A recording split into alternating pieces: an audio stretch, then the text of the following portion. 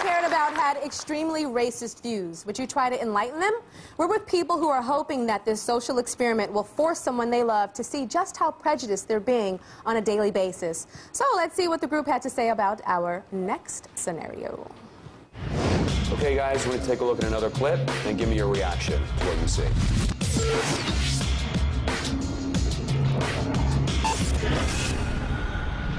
I worked for the airlines for 8 years, and even before that, I'm always conscious of someone looking strange with a box. Someone as in Muslim? That's true. Do you presume that he is Muslim? Because I can tell you right now that's a Sikh, not a Muslim. I don't understand the difference. I think all of you are Arabic. All of you are Muslim. And that's a huge misconception. But either way, he has a box and he's looking around. I personally think he's carrying a bomb and he might be planting it somewhere. I agree. Ever since 9/11 and everything, that's the first thing that popped in your head. I speak Arabic. I was born there in Syria for 19 years. I've been an Arab person. Honestly, I think if the police see anyone walking around like that, they should automatically stop them, question them. I'm sorry, does your mother wear the headscarf? No. Okay, well, I won't I'm go out sure. in public like that. Wait, why?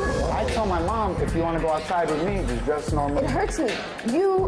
After September 11, the things that I've gone through, I have been spit on. I've had, moments where not even children, I'm talking about someone in his 30s, pull my scarf off my head. I was there since I was 2 years old. I would just want to be American. If I had to fight a war, I'd fight an American war. You don't understand what it's like to wait for my sister to come home from school crying and, blood on her face. This is not fair. I can't even explain what would go through your mind if I was to go up to someone black and be like, you're a Flat out, I'm appalled, I'm upset, my heart is racing because the only threat I see here at this table is pure ignorance. That's all I see. So, Rami, would you say you're embarrassed? Wow. I wouldn't say embarrassed. I would say honestly disgusted. That's what I would say. So right now, sitting in front of me, you're disgusted? After September 11, I'm completely disgusted by the actions of my people. Okay, joining me now is Rami, who you saw on the tape, and his best friend, Natalie. So, Natalie, Rami was saying a lot of harsh things in that tape, but you've experienced it firsthand as his friend. Like, tell me, you guys, if you guys are, like, walking down the street and you see someone in, like, a Muslim garb, tell me what he does. Well, he'll pull me across the street, even if traffic is coming. The opposite side of the street? Yeah. And if I won't cross the street, he'll curse at them, call them terrorists, or curse at me. Really? And then tell me what happens on the train. If he sees someone in a turban, someone who appears to be Muslim, he will not get on the train. I will get on the train, and he will stay on the platform. And he will stay on the platform? Yeah. And, Rami, what is your nationality? I'm Arabic. You're Arabic. So when I asked you that and you say that, what does that make you feel when you say I am Arabic? Honestly, I'm still disgusted because of everything that I hear from overseas that's going on. There's only beheadings, people taking hostages, violence. There's nothing good coming out from my own people overseas.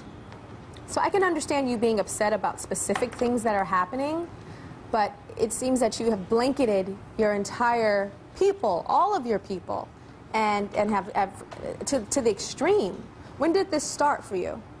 This started after September 11th. After September 11th. So would you say before you were Arabic and proud? Yes. And then after the towers were hit and destroyed and the people perished, this is when this happened? Yes, correct. Okay. So one thing you said is you said that your mother, you won't allow her to wear her veil anymore in public. What does that make her feel like? Because she must be proud of her heritage and her religion and wants to represent that in public.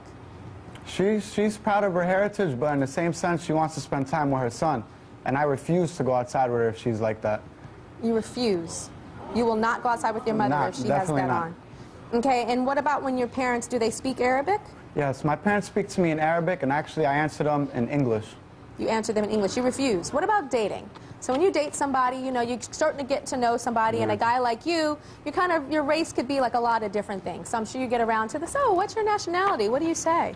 I either say I'm either Spanish or Italian because I wouldn't want to be rejected by the girl. You say that you're Spanish or Italian? Yeah. Then what about if you're falling in love with a girl and you want to introduce her to your parents? That has never happened. I never brought a girl home because I wouldn't want them to hear my parents speaking to me in Arabic or maybe them seeing Arabic food in my house. So, and also my ID, I never showed a girl my ID. They don't know my last name. Because I have like 10 letters in my last name. So what would you think, honestly, like of a female and they see something like that? You'd be appalled. You wouldn't want to speak to me. You think that girls would not want to speak to you if they knew that you had an Arabic last name? You ever heard of post-traumatic stress? You heard of that before?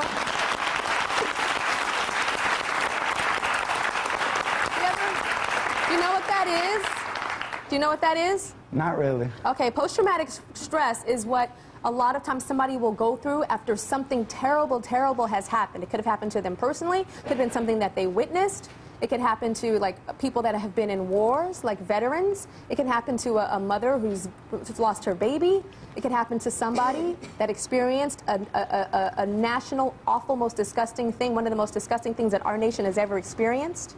And you having a connection, a historical heritage connection to some of the people that did it, could make you have post-traumatic stress.